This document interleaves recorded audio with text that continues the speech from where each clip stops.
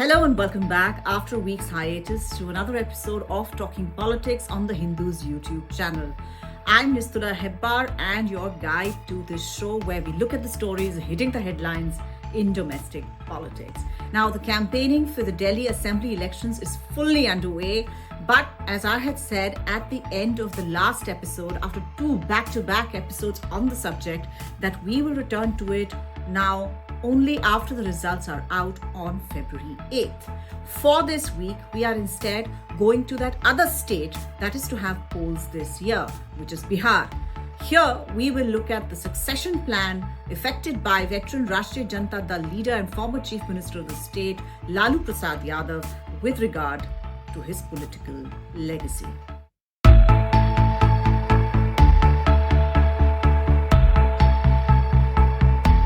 Now, last week at a crucial national executive meet of the RJD in Patna, the party constitution was amended to enable former Deputy Chief Minister of Bihar, Tejashwi Yadav, and son, the second son of Mr. Lalu Prasad Yadav, to share equal decision-making authority with the senior Yadav, which the party hoped would lead to a smoother transition in terms of a generational shift.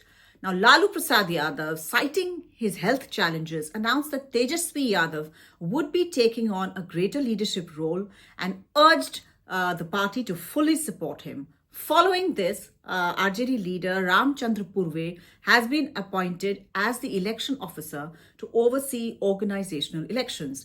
The election of the national president of the RJD will take place on July 5th. And that is expected to formalize Tejashwi Yadav's appointment to that position. Now, succession is always a tricky business, especially in politics. Legacies are never passed on in a straightforward manner in democracy, as opposed to hereditary kinship or primogeniture. Now, the RJD is an offshoot of the Socialist Janata Dal, which had its own share of faction fights and strong personality clashes and splintering into different groups. This was in the 1990s.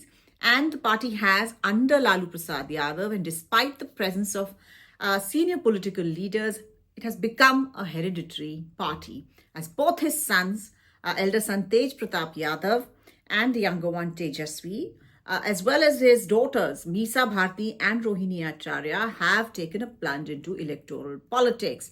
Now, Tej Pratap Yadav and Tejashwi have both been MLAs and ministers, etc., while Misa Bharti has been a Rajya Sabha MP and Rohini Acharya fought her first Lok Sabha elections in 2024. Now, the biggest sign of what was to come in terms of what happened in 2025 came in 1997, in fact, when Lalu Prasad Yadav, embattled and about to be arrested under the multi-crore fodder scam, appointed his wife Rabri Devi as chief minister, where she served 3 contiguous terms of a total 91 months. I remember having spoken to senior RJD leader and former Union Minister, the late Raghuvansh Prasad Singh, about this set of events.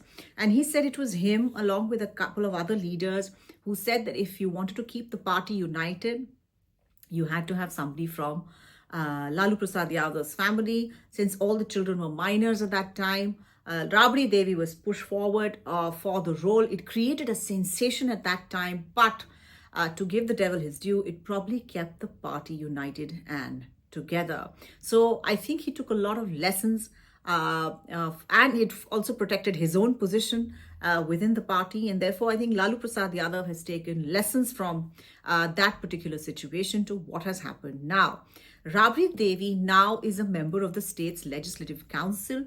She has often been seen as a unifying factor to balance the interests of the large Yadav clan, and the differences of opinion and the desire to settle the question of political legacy by Lalu Prasad Yadav is clearly behind this move to anoint a successor. Now, in this matter, he may be taking lessons from that other socialist leader, Mulayam Singh Yadav of Uttar Pradesh, who, despite pushing his son, former Chief Minister of UP and current supremo of the Samajwadi Party, Akhilesh Yadav, to the post, always looked torn between the appeals of his brother Shivpal Yadav and his son Akhilesh. So much so that the matter of who controls the party, who owns the symbol, etc., went to the Election Commission. Akhilesh finally settled the issue on a show of strength, but not before the divisions within the weakened Samajwadi Party support base had hurt the party. Just before the even before and during the 2024 Lok Sabha elections, there were a lot of talk about differences, etc. Because now formally, Mr. Shivpal Yadav is part of the Samajwadi Party, but these things keep happening. I think Lalu Prasad Yadav, by seeking this kind of a settlement before it's too late, is trying to prevent the party from scattering to the four winds in his absence. Now, of his four children in politics, Tejashwi, though younger than Tej Pratap, has always been more savvy and appealing to the RJD's vote bank. This began in 2013, and I know this because I filed stories tracking this particular thing in 2013 when I used to be with the Economic Times. That when his father had been arrested after his conviction in a fodder scam related case, he started a Padyatra. Details you can read in the story that I had filed for the Economic Times. And he was accompanied by senior RJD leader Alok Mehta. And at that time, I remember I had called him up, I had spoken to him. He was extremely political when he spoke to me, gave very, very political sort of responses to the emerging threat of Prime Minister Narendra Modi, who was fighting his first Lok Sabha election then.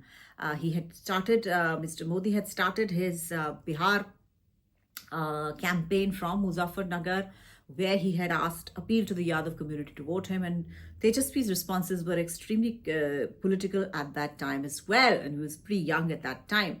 And from that to leading the party in the 2020 polls when the RJD emerged as the single largest party, it was Tejashwi who demonstrated the chutzpah required to keep the party together and its vote bank consolidated. By being made Deputy Chief Minister after the 2015 polls, the first move to anointing him successor was already undertaken. The move is also significant with regard to the timing. Polls in Bihar are due later this year, as I said, and while Lalu Prasad Yadav has been making enigmatic statements on a possible return of Chief Minister Nitish Kumar to an alliance of the RJD-JDU Congress for the umpteenth time, saying that the party's doors were open to all, Tejashwi, in fact, has termed Nitish Kumar as a tired leader and that people needed a fresh set of ideas and basically shut the door there. Thus, Lalu Prasad Yadav seems to be, by pushing forward Tejashwi, also deferring to his views. As a party leader in a crucial election year, Tejashwi Yadav has a big challenge ahead. The biggest is to turn the page on the 1990s inspired politics of the RJD, which the opposition NDA had termed Gundaraj and really used extensively in their narrative, and which they mean to say is identity politics sans governance. Now, that may not be enough to win the polls anymore. With Sushasan Babu Nitish Kumar, his continued stint in the Chief Minister's chair since 2005 has demonstrated that Bihar is looking for beyond only identity politics. Identity politics remains a very, very important cornerstone, of course, but there has to be identity politics plus. In fact, Tejashwi Yadav already seems to have grasped that by his promise in the 2020 assembly polls of 10 lakh jobs, which is a big factor for the RJD, again emerging as the single largest party in that poll and missing out the majority mark in the assembly by a small number of seats.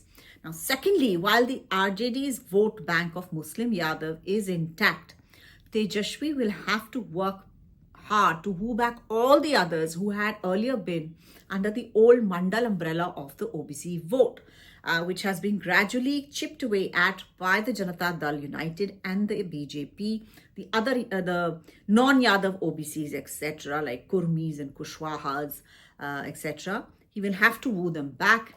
And for this, he will have to do much of what Akhilesh Yadav did in the run-up to the Lok Sabha elections of 2024 in terms of tickets and concessions and political space within his party. Will Tejashwi be able to reinvent the old socialist politics of the 1990s with the tinge of 2025 and also keep issues at home on an even keel amongst his own family members? With his father having made a decisive move in his favor, the challenge within the party and his family is minimized, and what remains is to come up with a good narrative for the people of Bihar to sign on to validate his leadership with an electoral triumph. This space will be well worth the watch, and we will be tracking it. For this week, however, this is all I have for you. Thank you so much for watching. I shall see you next week.